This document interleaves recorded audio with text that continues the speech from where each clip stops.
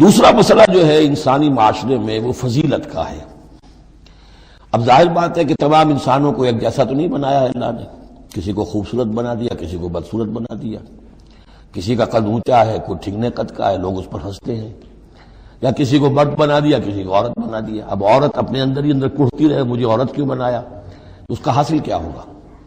یا کوئی بدصورت انسان ہے، ٹھگنا ہے کسی اور اعتبار سے، دوسرا شخص ہے وہ دیکھتا ہے کہ وہ تو بڑا اچھا ہے، تو اب اس کے اوپر کڑھنے کی بجائے کیا ہونا چاہیے کہ اللہ تعالیٰ نے مجھے جو کچھ دیا ہے مجھے اس کے اوپر صبر اور شکر کرنا چاہیے، اور جو فضل ہے کسی اور چیز میں بھی ہو سکتا ہے، میں نیکی میں آگے بڑھ جاؤں، میں خیر کے کاموں میں آگے بڑھ جاؤں، میں علم میں آگے بڑھ جاؤں، تو یہ چیزیں جو ہیں انسان دوسری چیزوں سے اپنی ان کی تلافی کر لے، بجائے اس کے کہ ایک نیگیٹو اس کی سائیکالوجی ڈیولپ ہوتی چلی جائے، کڑنا اور اندر ہی اندر جڑتے رہنا، جس سے کہ پھر طرح طرح کی جو ذہنی بیماریاں پیدا ہوتی ہیں، انہی کانفلکٹس کی وجہ سے، انہی فرسٹریشنز کی وجہ سے مینٹل بیلنس آدمی لوز کر بیٹھتا ہے۔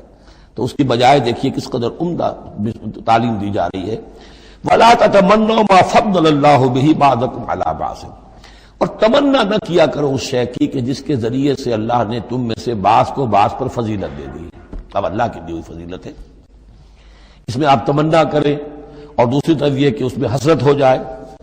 اب اس میں خاص طور پر جو مسئلہ ہے انسانوں میں، جو آج کا سب سے بڑا مسئلہ ہے دنیا میں، جیسا کہ میں نے بتایا ایکسپلائٹ کیا جا رہا ہے، مساوات مرد و زن۔ اب یہ بھی ایک فضیلت ہے، کسی کو اللہ نے مرد بنایا، کسی کو عورت بنایا۔ اب پہلی بات یہ بتائی جا رہی ہے للرجال نصیب مما اکتسبوا، مردوں کے لیے حصہ ہے اس میں سے کہ جو وہ کمائیں گے، وللنساء نصیب مما اکتسبن، اور عورتوں کے لیے حصہ ہے اس میں سے جو وہ کمائیں گی۔ یعنی جہاں تک نیکیوں کا معاملہ ہے، بدیوں کا معاملہ ہے، خیرات کا معاملہ ہے، حسنات کا معاملہ ہے یا سیئات کا معاملہ ہے، اس میں بالکل ایکویلٹی ہے۔ مرد نے نیکی کمائی اس کے لیے، عورت نے نیکی کمائی اس کے لیے، اس میں برابری ہے۔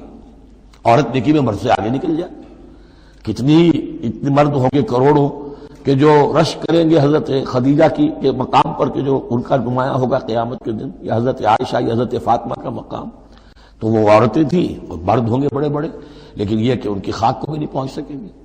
تو یہ ہے کہ اس میں تسلیم کرے آدمی، تسلیم و رضا، کہ جو بھی اللہ نے مجھے بنا دیا اور مجھے دیا ہے، اب مجھے اس میں بہتر سے بہتر کرنا ہے۔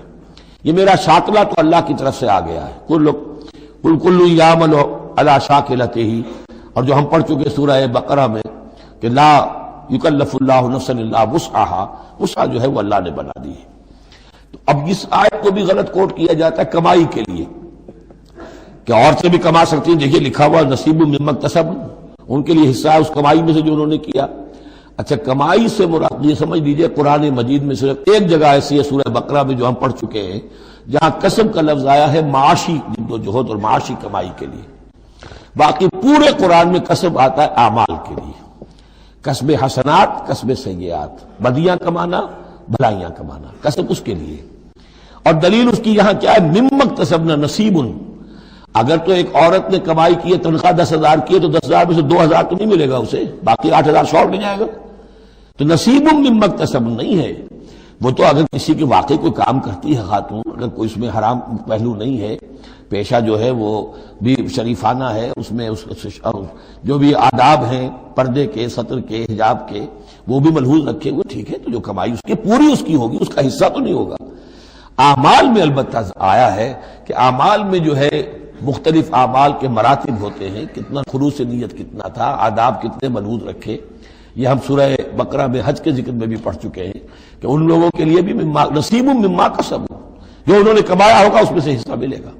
تو یہاں پر یہ نیکی اور بدیوں کا تذکرہ ہے، یعنی جہاں تک مورل لیول ہے اس میں عورت اور مرد برابر ہیں، ہیومن ڈگنیٹی، ہیومن آنر اس میں برابر ہے، مورل لا برابر ہے۔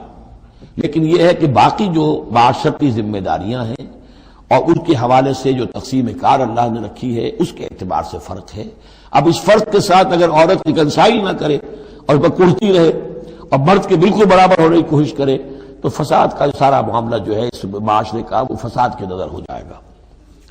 وَاسْأَلُوا اللَّهَ مِنْ فَضْلِهِ، اور اللہ سے اس کا فضل تلاش کرو۔ اے اللہ تو نے مجھے اس معاملے میں کم رکھ دیا ہے، اے اللہ مجھے اس معاملے کے اندر تو مجھے ہمت دے، میں ترقی کروں۔ تو اللہ تعالیٰ بہت سے لوگوں کو کسی اور پہلو سے نمایاں کر دیتا ہے۔ ان اللہ کان بکل شیء علیما، یقیناً اللہ تعالیٰ ہر شے کا علم رکھتا ہے۔ وَلِكُلٍّ جَعَلْنَا مَوَالِيَ مِمَّا تَرَكَ الْوَالِدَانِ وَالْأَقْرَبُونَ۔ اب آخر میں پھر ایک مرتبہ جو ہے قانون وراثت کی اہمیت کو دیکھیے، اور ہر ایک کے لیے ہم نے مقرر کر دیے ہیں حصے وراثت میں جو بھی چھوڑتے ہیں والدین یا رشتہ دار۔ وَالَّذِينَ عَقَدَتْ أَيْمَانُكُمْ، ایک نیا مسئلہ یہ پیدا ہو گیا تھا کہ ایک دوستی ہوتی ہے، بھائی چارہ ہوتا ہے، یا مدینے میں حضور نے مسلمانوں کو بھائی بھائی بنا دیا تھا، ایک انصاری ایک مہاجر بھائی، تو کیا ان کا وراثت میں حصہ ہے؟ نہیں، یہ وراثت میں حصہ منہ بولے بھائیوں کا نہیں ہے، منہ بولے بیٹے کی کوئی حیثیت نہیں شریعت میں، منہ بولے بھائی کا کوئی حصہ نہیں ہے۔ ہاں اپنی زندگی میں تم نے والذین عقدت ایمانکم، جن کے ساتھ تمہارا کوئی معاہدہ ہوا ہے، کوئی دوستی ہوئی ہے، فآتوہم نصیبہم، انہیں ان کا حصہ دے دیا کرو، یعنی اپنی زندگی میں ان کے ساتھ جو بھلائی کرنا چاہو، کوئی ہبہ کرنا چاہو اپنی وراثت میں سے بھی، اپنی وراثت میں سے وصیت کرنا چاہو، یہ کر سکتے ہو، لیکن جو کہ قانون وراثت میں طے ہو گیا ہے، لا وصیت لوارث، پھر وارث کے لیے کوئی وصیت بھی نہیں، اور وہ یہ کہ بہرحال وراثت میں حقدار کوئی اور نہیں ہوگا سوائے اس کے کہ جس کو اللہ نے مقرر کر دیا ہے۔ ان اللہ کان علی کل شیء شہیدا، یقیناً اللہ تعالی ہر چیز پر گواہ ہے۔ اب آئی ہے وہ آیت، اصل میں کانٹے دار آیت جو ہے، جو عورتوں کی حلق سے بہت مشکل سے اترتی ہے، کانٹا بن کر اٹک جاتی ہے۔ الرجال قوامون علی النساء، یہ تمہید تھی ساری، ایک سورہ بقرہ میں تمہید آ چکی تھی، علیہن لہن مثل الذی علیہن بالمعروف وللرجال علیہن درجہ، یہ کہہ کے بات چھوڑ دی۔ آگے آئے لا تتمنوا ما فضل اللہ بعضهم علی بعض، اور مزید اس کے لیے ذہنی جو ہے تیاری کر دی۔ اب آ رہی ہے وہ چیز جو چبھنے والی چیز ہے، الرجال قوامون علی النساء، مرد عورتوں پر حاکم ہے۔ یہ میں ترجمہ زور دے کر رہا ہوں۔ یہ قامہ جو ہے، قامہ جب علا کے ساتھ آئے گا تو کچھ اور معنی ہوں گے، قامہ بے کے ساتھ آئے گا کچھ اور معنی ہوں گے۔ قامہ بے کسی شے کو قائم کرنا، کونوا قوامین بالقسط، اسی سورہ مبارکہ میں آیت آ جائے گی، کونوا قوامین بالقسط، عدل کو قائم کرنے والے بن کر کھڑے ہو جاؤ۔ قامہ علا، کسی کے اوپر سر پر مسلط ہونا، یہ ہے گویا کہ ایک درجہ حاکمیت ہے۔ گھر کے ادارے میں حاکم ہونے کی حیثیت مرد کو حاصل ہے۔ سربراہ خاندان جو ہے وہ مرد ہے، عورت نہیں ہے۔ عورت کو بہرحال اس کے ساتھ ایک وزیر کی حیثیت سے کام کرنا ہے، یہ ہے اس کا اصل رول۔ اسی لیے میں بیان کر چکا ہوں کہ وہ جو نسیان کا معاملہ تھا، اللہ تعالیٰ نے اس کے اندر چونکہ یہ سیکنڈ رول پلے کرنا ہے اسے یقیناً اس کے جذبات کو تو زیادہ ٹھیس پہنچنے کا امکان رہے گا۔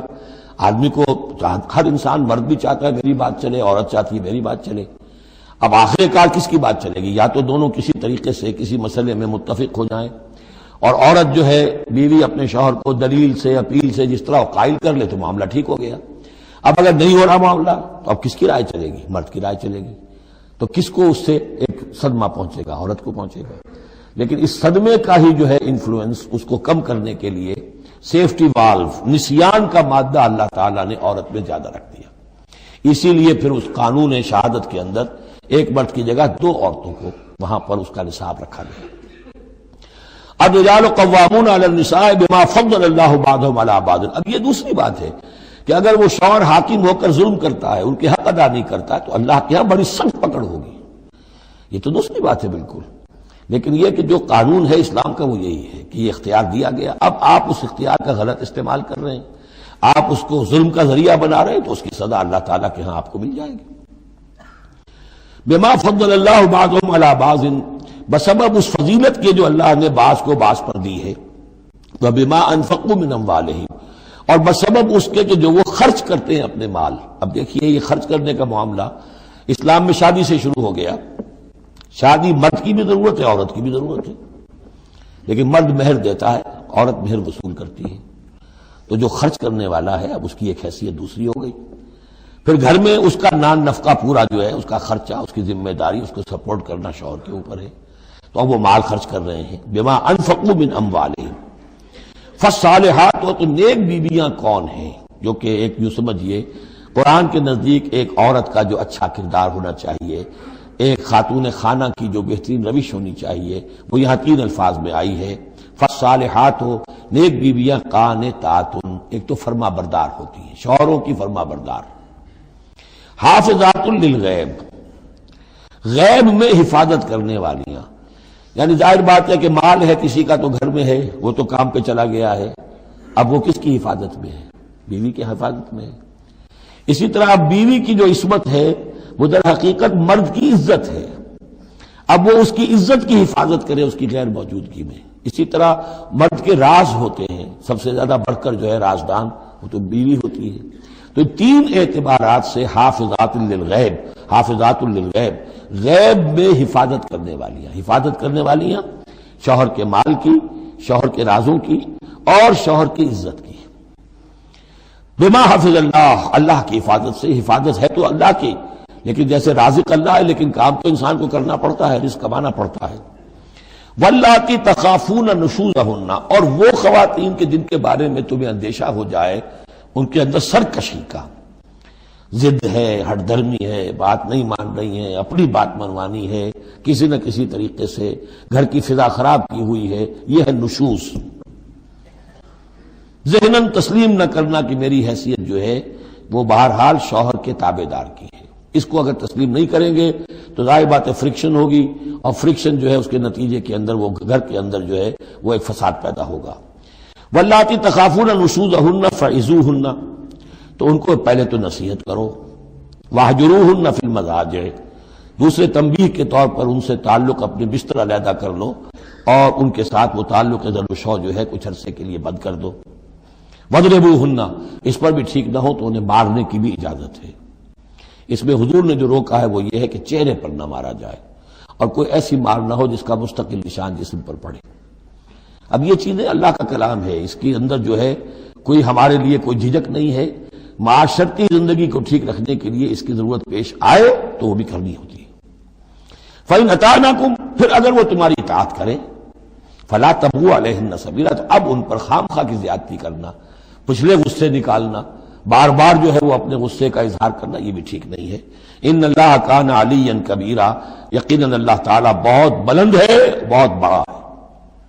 وَإِنْ خِفْتُمْ شِقَاقَ بَيْنِهِمَا، اور اگر تمہیں یہ اندیشہ ہو گیا ہو کہ ان میں تو اب زدہ ہو گئی ہے اور یہ اب ساتھ اب چلنا ان کا مشکل ہے، شوہر میں بیوی میں مزاجوں کا اختلاف ہے اور اس کی وجہ سے کوئی زدہ عورت بھی اکڑ گئی ہے، مرد بھی اکڑا ہوا ہے، تو اب ٹھیک ہے کیا کریں ہم؟ تو اس میں ایک کوشش کرنے کا حکم دیا پہلے، فَبَعْثُوا حَكَمًا مِّنْ أَهْلِهِ وَحَكَمًا مِّنْ أَهْلِهَا، تو ایک حکم مقرر کرو ثالث، لڑکے والوں میں سے، شوہر والوں میں سے، شوہر کے خاندان میں سے، اور ایک حکم جو ہے اس عورت یا لڑکی کے خاندان والوں میں سے۔ ان یریدا اصلاحا، اگر وہ دونوں چاہیں گے اصلاح، یوفق اللہ بینہما، اللہ تعالیٰ ان کے مابین موافقت پیدا کر دے گا۔ لیکن ان یریدا میں مراد دونوں ہو سکتے ہیں، یعنی ایک تو یہ کہ اگر واقعتاً شوہر اور بیوی جو ہے چاہتے ہیں کہ موافقت ہو جائے، ہوتا ایسا ہے کسی وقت جو ہے وہ نفسیاتی گرہ ایسی بن جاتی ہے کہ وہ بھی چاہتا ہے کہ معاملہ درست ہو جائے، وہ بھی چاہتی ہے کہ درست ہو جائے، لیکن اب یہ کہ اب اس میں گرہ ایسی پڑ گئی ہے، مقطع میں آپ پڑھی ہے سکون دسترانہ بات، کہ اب اس میں کسی طریقے سے مسئلہ حل نہیں ہو رہا، تو حکمین آ جائیں گے تو وہ بات کو گرہ کھولیں گے، ادھر سے کچھ سنیں گے، ادھر سے سنیں گے، کچھ اس کی وضاحت ہوگی، ادھر کی وضاحت ہوگی تو ہو جائے گا۔ اور ایک یہ بھی ہو سکتا ہے کہ اس سے مراد حکمین ہو، کہ اگر حکمین پوری سی کوشش کریں گے تو اللہ تعالیٰ ان کے مابین موافقت پیدا کر سکتا ہے۔ میرا رجحان پہلی رائے کی طرف زیادہ ہے۔ ان اللہ کان علیما خبیرا، یقینا اللہ تعالیٰ بہت علیم اور خبیر ہے۔